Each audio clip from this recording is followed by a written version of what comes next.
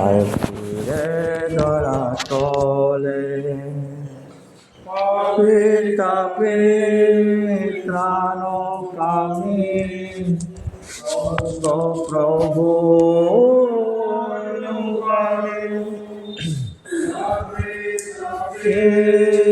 ত্রাণ কামী গো প্রভু অনুগামী মনে তোরে মনে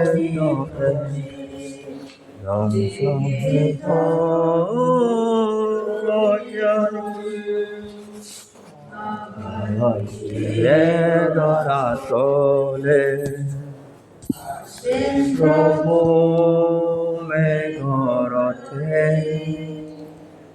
আমার ফিরে ধরা তোলে। আর সকলকে নমস্কার জানাই, গুড মর্নিং।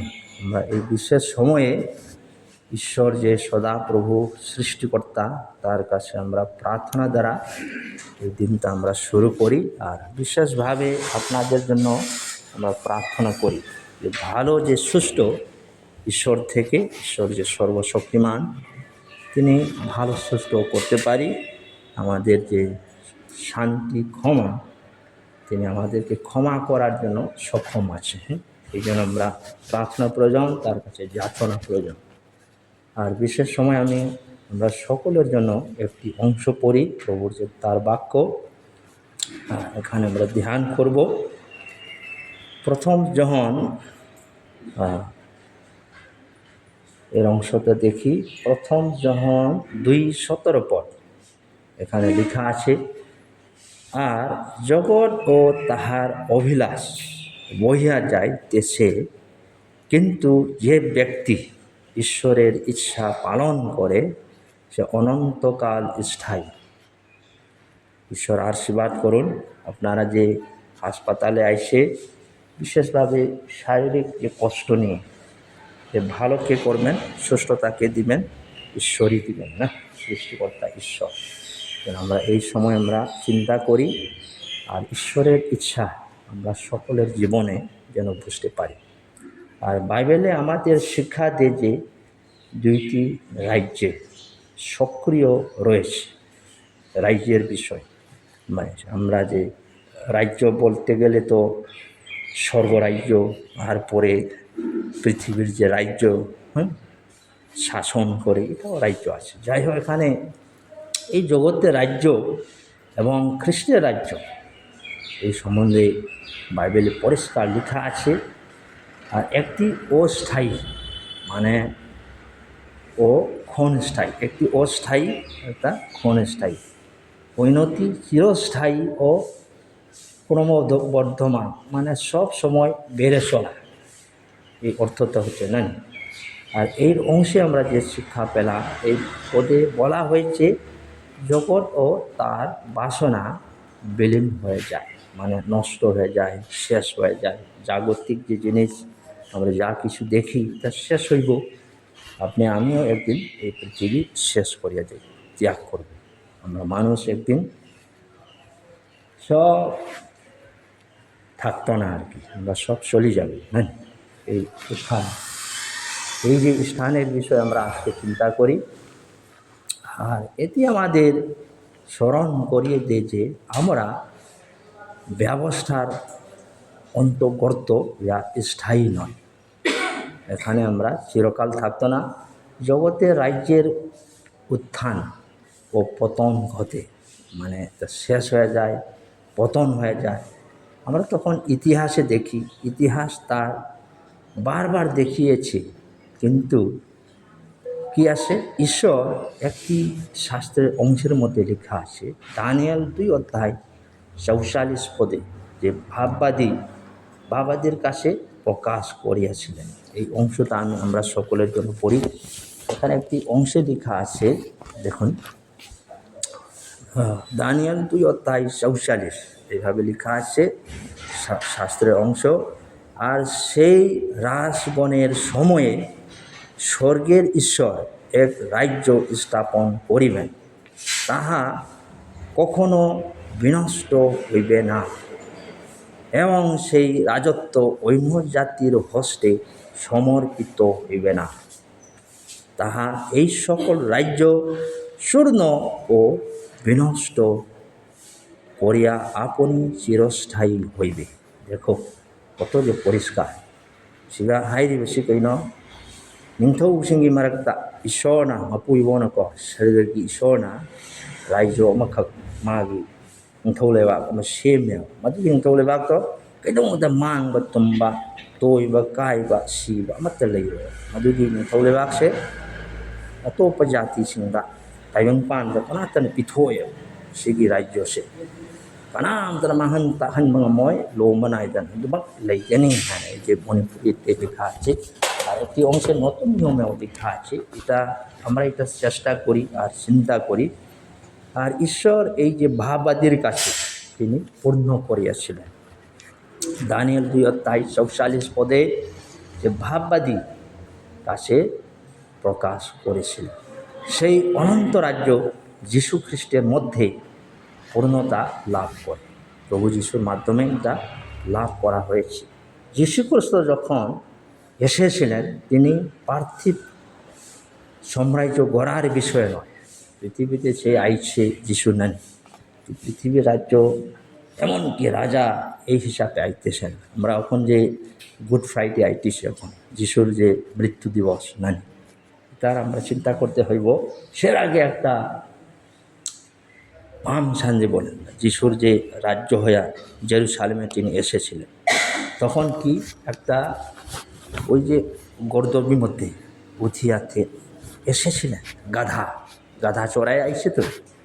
আর কিন্তু যদি সে রাজা পৃথিবীর যদি রাজা হয়, একটা ঘোড়ার মধ্যে যে চড়িয়াও আইতে পারে, আর সে মাত্র এসেছিলেন এই গাধার উপরে চড়িয়া আইছে যেন তিনি আমাদের জন্য জীবন দেওয়ার জন্য, তিনি ক্রুশে বিদ্ধ করার জন্য, আমাদের যে পাপের নিমিত্ত তিনি জীবন দেওয়ার জন্য, তিনি কষ্টের বুকের জন্য তিনি পৃথিবীতে এসেছিলেন।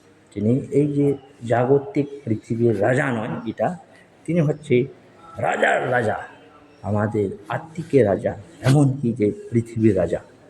তার রাজত্ব কি হয়? তিনি কি হয়? তিনি পার্থিব সাম্রাজ্য গড়ার বিষয় নয়, বরং মানুষের হৃদয়ে ঈশ্বরের এক আত্মিক রাজত্বের বিষয়ে প্রচার করেন। আজকেও তার যে রাজত্ব আপনার অন্তরে আমার অন্তরে তিনি রাজত্ব করতে পারেন। আপনি যদি এই জিনিসটা যদি চাই সঠিকভাবে, আপনি ঈশ্বর প্রভু যীশু যে মার হৃদয়ে যদি রাজত্ব করতে চায়, আপনি কি করতে হবে? আপনি নিজেকে শূন্য করতে হবে, আমি পাপ স্বীকার করতে হবে। এটা খুব মূল জিনিস আছে, এটা আমরা চিন্তা করতে হয়। যে কে রাজত্ব করেন? আপনি শয়তান রাজত্ব করে বা যিশু রাজা যীশু খ্রিস্ট তিনি মা হৃদয়ে রাজত্ব করেন। এই জন্য তো আজকে পৃথিবীতে সংঘর্ষ, লড়াই, ধ্বংস, হানাহানি, কাটাকাটি এই সমস্ত কিছু চলে। এখন যে ইরান, ইরাক, তারপর ইসরায়েল, আমেরিকা যুদ্ধ করে, হয়নি নাই তো হইব। পৃথিবীর সব কিছু রাজত্ব যে কি হয়, সব শেষ হয়ে যাবে। অনেক যে আলেকজান্ডার তখন তিনি আক্রমণ করলেন, পৃথিবী রাজত্ব করলেন, তারপরে নেপোলিয়নের বিষয়ে আমরা শুনছি। অনেক যে হিস্ট্রিতে বা ইতিহাসে আমরা দেখতে পাই, তারা কি হয়েছে, এখন তাদের কোনো হাদিও নাই, সব শেষ হইব। এই যে রাজত্বগুলা, পৃথিবীর রাজা শেষ হইব, রাজা সব ধ্বংস হইব। এক অন্যের এক জায়গাতে, এক বিদেশ হইতে এক বিদেশের উপরে আক্রমণ করবে, ধ্বংস করবে, লড়াই করবে, যুদ্ধ চলবে। এটাই হইব। কেননা আইডেন্টিটি মানুষ চিন্তা করে, আমার দেশ বাঁচাইতে লাগবো। তা ঠিক কথা, এটা আমার নিজের, আমি ভারতবাসী, আমরা ভারত নাগরিক। আমরা নাগরিক হিসাবে ঈশ্বরকে আমরা সম্মান করি, আমার দেশের নেতাকে সম্মান করি, কিন্তু আপনি এই জগতের নাগরিক নয়। আমি এই যে স্বর্গের নাগরিক হইতে হয়। পৃথিবীর নাগরিক আপনি পৃথিবীর আপনার দেশের নাগরিক হিসাবে আপনি একটা সম্মান দিতে হয়, আপনি একটি আইডেন্টিটি থাকতে হয়। কিন্তু এই জগতের মালিক নয় আমরা। একদিন আমরা এই জগৎ আমরা সেরিয়া যাইব, আমরা ত্যাগ করব, কেউ চিরস্থায়ী এই জগতে থাকব না। এই জন্য দেখো লোকলিখিত 17 অধ্যায়ে 21 পদে যিশু বলেছিলেন, প্রভু যিশু কি বলেছিলেন দেখো, এটা ওই যে রাজ্যের বিষয় তিনি বলেন, কারণ দেখো ঈশ্বরের রাজ্য আমাদের মধ্যে আছে। কোথায় রাজ্য আছে? কোথায় ঈশ্বরের রাজ্য আছে? ওখানে থাকবো, আমাদের মধ্যে থাকে। এটা কোনো দিকে সেই দিকে নাই। এই যে রাজ্যটা যিশু কি বলতেন, লোকলিখিত সুসমাচার 17 অধ্যায় 21 পদে যিশু বলেছিলেন, কারণ দেখো ঈশ্বরের রাজ্য তোমাদের মধ্যে আছে। তোমাদের মধ্যে অর্থতে কি আছে? আপনার কাছে যদি ঈশ্বর থাকে, যিশু তখন রাজত্ব করি, আপনি শান্তিতে জীবন যাপন করবেন। ধ্বংস হয় না কেন, পৃথিবীতে লড়াই হোক, সংঘর্ষ হোক, কাটাকাটি মারামারি চলো, কিন্তু তোমার হৃদয়ে শান্তি থাকবে। এই যে শান্তি জিনিস কেউ সেরিয়া পলায়ন করিয়া দিতে পারবেন না। সব সময় তোমার সঙ্গে আমার সঙ্গে যিশুর আত্মা থাকি। আর একটি বিষয়, এই রাজ্য মানুষের শক্তি বা পার্থিব সম্পদের উপরে নিমিত্ত নয়। এই যে জাগতিক ধন সম্পদ যেমনভাবে চিরস্থায়ী, অতল এবং সর্বদা সম্প্রসারণশীল, তো সব সময় থাকবার। খ্রিস্টের রাজ্য ভিন্ন, একটি নীরবে শক্তিশালীভাবে এবং অনন্তকাল ধরে বৃদ্ধি পায়। সব সময় বৃদ্ধি থাকবো। যিশুর যে রাজ্য উন্নতি হয়ে থাকে, কোনোদিন যিশুর রাজ্য ধ্বংস হয় না। দিনে দিনে মানুষ না যিশুর বিষয়ে আমরা শুনেছি, ওইদিকে লড়াই কাটাকাটি, যারা যিশুকে মানে তারা কাটিয়ে ফেলায়, শেষ করে, ধ্বংস করে। কিন্তু দিনে দিনে বাড়িয়ে থাকবো। কেন বাড়িয়ে থাকি? তার রাজ্য সত্য রাজ্য আছে। যিশুর রাজ্য কোনোদিন ধ্বংস হয় না। খ্রিস্টের রাজ্য ভিন্ন, একটি নীরবে কি হয়, শক্তিশালীভাবে এবং অনন্তকাল ধরে বৃদ্ধি পায়, এমন ফ্ল্যাট মতন হয়ে থাকে। কেননা এটি সত্য, প্রেম এবং পরিত্রাণের মাধ্যমে মধ্যে প্রসারিত হয়। ঈশ্বরের শান্তি ক্ষমা এর সঙ্গে থাকে, যেমন প্রকাশিত বাক্য 11 অধ্যায় 15 পদে লেখা আছে। আমরা এই পদটি পড়ি, 11-15 পদ, রেভেলেশন চ্যাপ্টার 11-15, 11 অধ্যায় 15 পদ। এখানে লেখা আছে,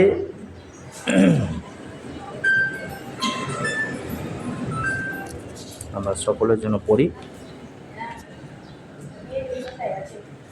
11-15 লেখা আছে না, দেখুন।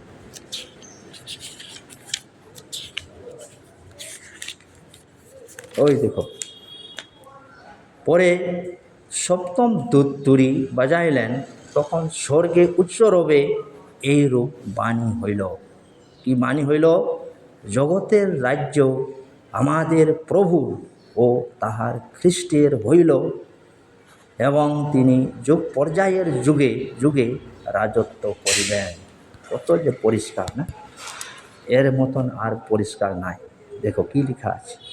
এই জন্য আমরা আজকের জন্য আমরা প্রত্যেকের জীবনে আমাদের যে সুসংবাদ হচ্ছে, মেসেজ হচ্ছে, যা অস্থায়ী, তাতে তোমরা আশা রেখো না।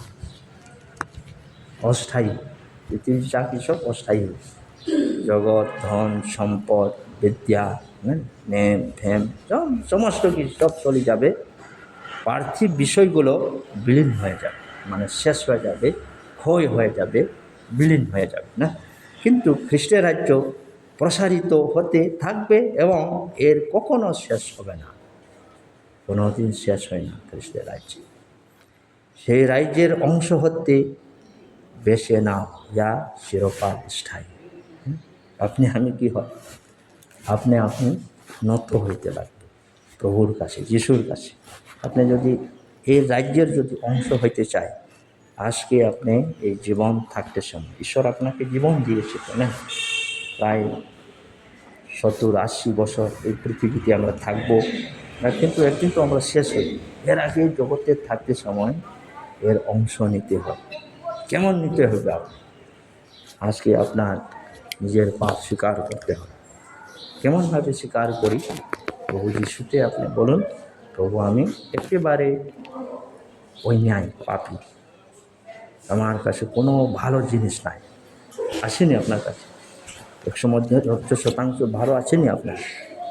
সবসময় ভালো চিন্তা করিয়া সৎকর্ম করিয়া থাকেন কেউ নাই পৃথিবীতে, জগতে, নিচের আকাশ মণ্ডল পৃথিবীতে কেউ কাছে সৎ করিয়া থাকি, সৎকর্ম করি, সৎ অনুষ্ঠান ইয়েও করতে পারি, কোনোদিন সৎ হয় না, পাপই আমরা।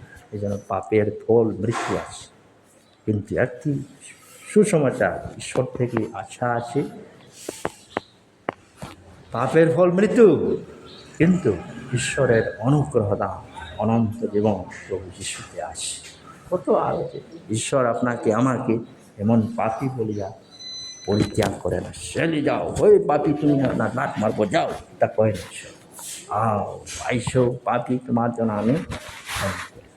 এই জন্য প্রভু যীশু খ্রিস্ট জগতে এসেছিলেন, তিনি আমাদের কষ্ট, দুঃখ, তাড়না, আপদ বিপদে আমাদের জন্য জীবন। এখন যে গুড ফ্রাইডে আইসি, আমরা স্মরণ করি। আমরা যারা প্রভুকে জানেন, আমরা প্রত্যেকের জীবনে পাম সানডে আর পরকে আছে গুড ফ্রাইডে আর পুনরুত্থানটা খুবই মূল থাকে প্রত্যেকের জীবনে মূল জিনিস। আজকে আপনি এই রাজ্যের যদি অংশ হইতে চান, আপনি যিশুতে জীবন সমর্পণ করুন, তাহলে আপনি এই রাজ্যের অংশ থাকবেন।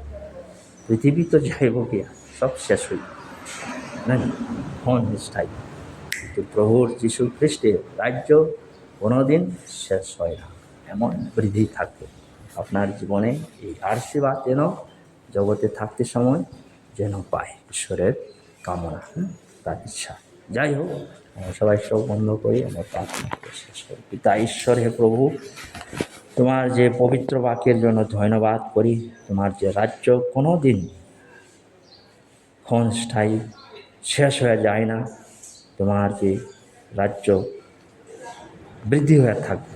ধন্যবাদ করি হে প্রভু যিশু, তোমার যে বিশেষ পবিত্র বাক্যের জন্য।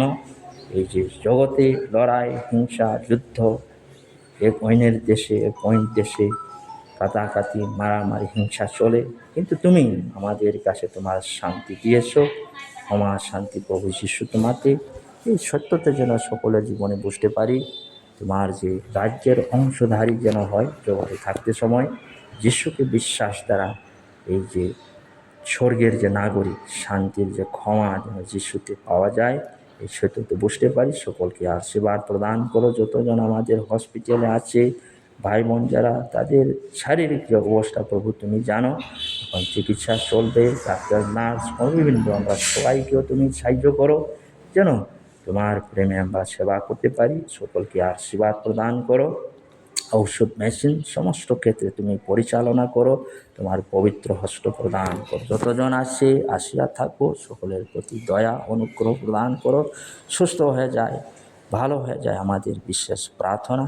সঙ্গে সঙ্গে মহান শান্তি, ক্ষমা যিশু তোমাতে বুঝতে পারি। সকলকে আশীর্বাদ প্রদান করো। ধন্যবাদ, প্রশংসা, বিনতি একমাত্র আমাদের ত্রাণকর্তা প্রভু যীশু খ্রিস্টের পবিত্র নামে এই প্রার্থনা চাইলাম, আমেন। ধন্যবাদ সকলকে।